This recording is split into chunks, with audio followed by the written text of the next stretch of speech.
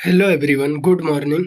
तो आज हम सब स्टार्ट कर रहे हैं जियोग्राफी चैप्टर 3 का ऑब्जेक्टिव क्लास। तो ऑब्जेक्टिव क्लास बहुत ही शानदार होगी।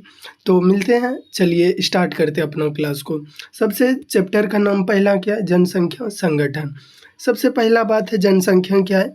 किसी भी क्षेत्र में रहने वाले लोगों की संख्या को ही जनसंख्या कहते हैं। वो कोई भी क्षेत्र हो सकता है, ग्रामीण क्षेत्र, शहरी क्षेत्र, कोई भी क्षेत्र हो सकता है। वहाँ पर रहने वाले जो भी लोग हैं उसी को जनसंख्या कहते हैं। तो बात है यहाँ, पहला क्वेश्चन बोल रहा है जनसंख्या परिवर्तन के घटक कौन है? जनसंख्या परिवर्तन के घटक कौन है? जनसंख्या में जो भी उतार चढ़ाव देखने को मिलता है, घटती बढ़ती जो भी वृद्धि होता है, तो वो किसके कारण होता है? जन्म, मृत्यु, प्रवास। तो आपका हो जाएगा डी, इनमें से सभी। जनसंख्या परिवर्तन इन तीनों के कारण होता है। जन्म दर, जैसे कोई भी क्षेत्र में अगर जीवित जन्मों की संख्या अधिक हो जाता है तो वहाँ प्रभावित होता है, मृत्यु अधिक होता है प्रभावित होता है, प्रवास होता है तो वहाँ जनसंख्या में परिवर्तन होता है। अगला है आपका, विश्व की जनसंख्या का औसत लिंग अनुपात प्रति हजार स्त्रियों पर कितने पुरुष हैं? प्रति हजार स्त्रियों पर 102 पुरुष है, 102 पुरुष हैं। अगला है आपका, विश्व में उच्चतम लिंग अनुपात। उच्चतम लिंग अनुपात किस देश में दर्ज किया गया है जहाँ प्रति 100 स्त्रियों पर 85 पुरुष है? सबसे पहला बात बोल रहा है लिंग अनुपात क्या है? किसी भी क्षेत्र में प्रति हजार स्त्रियों पर पुरुषों की संख्या को ही हम सब लिंग अनुपात कहते हैं।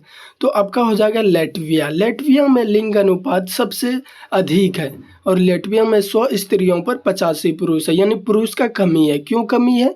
क्योंकि वहाँ पर अधिक पुरुष जाते हैं, प्रवास हो जाते हैं रोजगार के कारण। अगला है आपका, विश्व में निम्नतम लिंग अनुपात किस देश में दर्ज किया गया है जहाँ 100 स्त्रियों पर 311 पुरुष हैं? तो आपका हो जाएगा संयुक्त राज्य अमेरिका, अमेरिका में, संयुक्त अरब अमीरात में, संयुक्त अरब अमीरात। अगला है आपका, संयुक्त अरब अमीरात में पुरुषों की अपेक्षा महिलाओं की संख्या कम होने के लिए कौन से कारक उत्तरदायी हैं?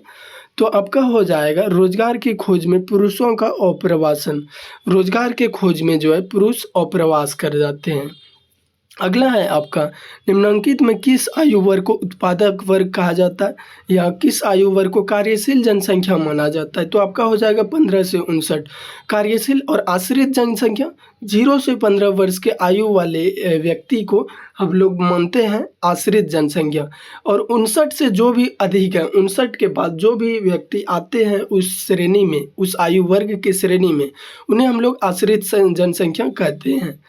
अगला है, सबसे पहला बात हम लोग बात करें तो कार्यशील जनसंख्या 15 से 59 वर्ष तक के लोगों को कार्यशील जनसंख्या या उत्पादक वर्ग कहा जाता है। तो यह भारत में कितने प्रतिशत है? भारत में 39.9% ही कार्यशील जनसंख्या है। बाकी 60%, 60.1% आपका जो है ये आश्रित जनसंख्या है।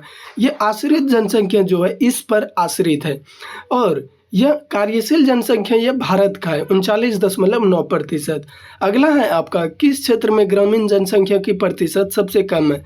उत्तरी अमेरिका। देखिए उत्तरी अमेरिका का बात करें तो यह 90% शहरी जनसंख्या वाले लोग हैं, क्योंकि अमेरिका में सबसे अधिक क्षेत्र है आपका शहरी जनसंख्या का और बाकी 10% ऐसा क्षेत्र है जहाँ ग्रामीण जनसंख्या पाया जाता है। तो आपका हो जाएगा उत्तरी अमेरिका करेक्ट आंसर। अगला है आपका, कौन निम्नलिखित में कौन एक जनसंख्या संगठक का अंग नहीं है? जनसंख्या संगठन का अंग नहीं है। तो आपका हो जाएगा जनसंख्या का घनत्व। जनसंख्या का घनत्व, आयु संरचना, लिंग संरचना और साक्षरता, ये सब जनसंख्या घटक का अंग है और जनसंख्या घटक का अंग नहीं है जनसंख्या का घनत्व। अगला है आपका, कौन सांस्कृतिक नगर है? सांस्कृतिक नगर मक्का। मक्का आपका सांस्कृतिक नगर है। पर्यटन नगर लंदन है आपका। अगला है आपका, ऑस्ट्रेलिया की राजधानी किस देश का लिंग अनुपात सर्वाधिक है?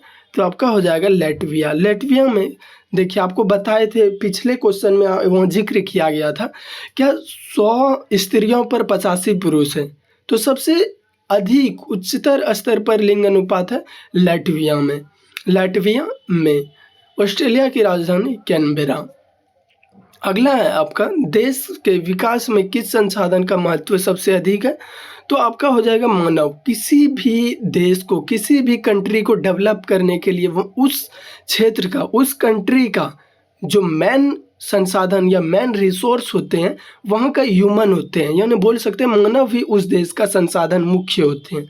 अगला है आपका आयु लिंग पिरामिड क्या है? आयु लिंग पिरामिड क्या है? पुरुष एवं महिला जनसंख्या को ही आयु लिंग पिरामिड कहा जाता है। अगला है आपका क्वेश्चन, मिलियन सिटी की जनसंख्या होती है। मिलियन सिटी की जनसंख्या होती है 10 लाख से अधिक। 10 लाख से अधिक के जनसंख्या को मिलियन सिटी कहा जाता है।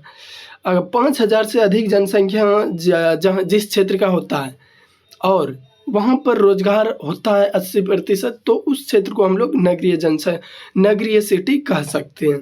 अगला है आपका कौन आयु वर्ग कार्यशील जनसंख्या का प्रतिनिधित्व करता है? तो आपका हो जाएगा 15 से 59 वर्ष के आयु को। निम्नलिखित में किसने संयुक्त अरब अमीरात के लिंग अनुपात को निम्न किया है? कौन निम्न किया है? पुरुष कार्यशील जनसंख्या का प्रवास हो रहा है, चयनित प्रवास।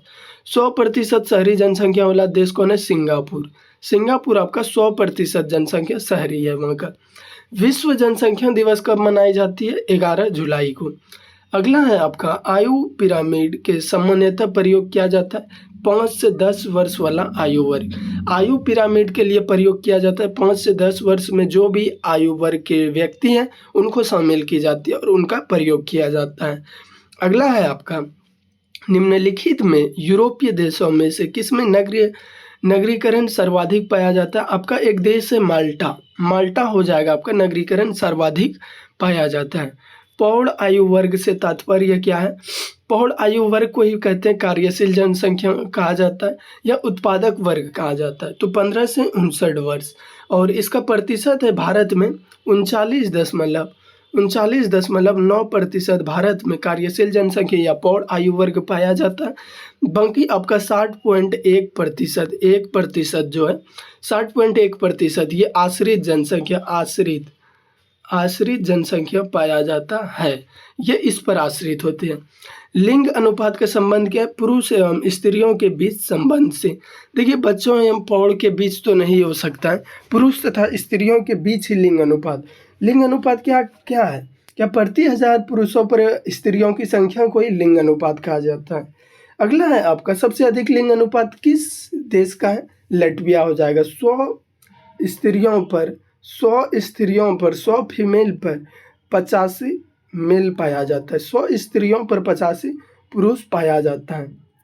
यही क्वेश्चन बोल रहा है लिंग अनुपात का संबंध है पुरुष तथा स्त्रियों के बीच संबंध से। अगला है 22 नंबर, अधिकांश देशों में ग्रामीण नगरीय विभाजन किस आधार पर होता है? जो अधिक देश है वहाँ पर ग्रामीण और नगरीय विभाजन किस आधार पर होता है? आकार बिंदु पर होता है। किस आधार पर, किस बेस पर होता है? आकार बिंदु पर होता है। अगला है आपका विश्व की नगरीय जनसंख्या प्रति वर्ष वृद्धि कितनी हो रही है? 6 करोड़। हाँ, वर्तमान में बात करें विश्व की जनसंख्या 2011 के अनुसार विश्व की जनसंख्या 7 बिलियन हो गई है। 7 बिलियन और 1999 में 6 बिलियन थी विश्व की जनसंख्या।